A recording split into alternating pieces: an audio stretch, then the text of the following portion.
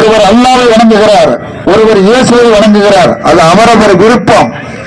நீ இயேசுவை வணங்கக்கூடாது, நீ அல்லாஹ்வை வணங்கக்கூடாது என்ற உத்தரவு கூட எவனுக்கும் உரிமை கிடையாது.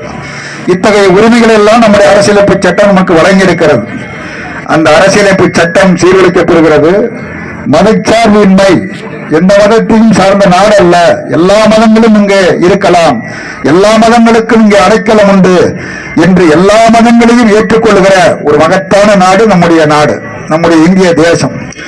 அந்த மதச்சார்பின்மை என்கிற கொள்கைக்கு கொடுத்திருக்கிற விலை சாதாரண விலை அல்ல.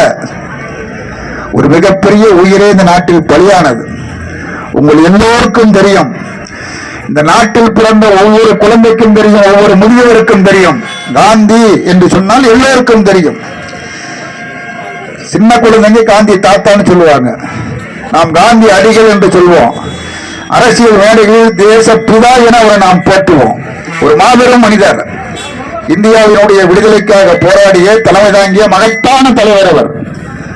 நம்ம எல்லாரும் சட்டம் போட்டிருக்கிறோம், ஆடை அணிந்திருக்கிறோம். காந்தி மதுரைக்கு வந்தார், ரயில் தான் வருவார். அவர் 3ஆம் வகுப்பு பட்டியல் தான் வருவார். ஒரு சாதாரண மனிதரை போல்தான் வருவார்.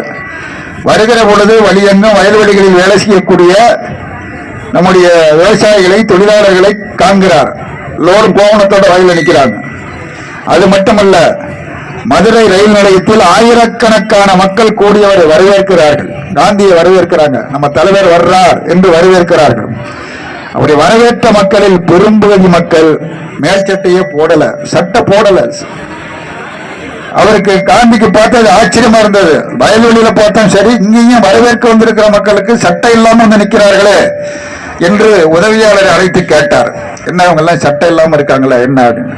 அந்த உதவியாளர் ரொம்ப அமைதியா மெதுவா காதுல சொன்னாரு, இந்த ஜனங்களுக்கு மேலாடை என்றால் என்னன்னு தெரியாது, சட்டம்னா என்னன்னு தெரியாதுன்னு சொன்னாரு.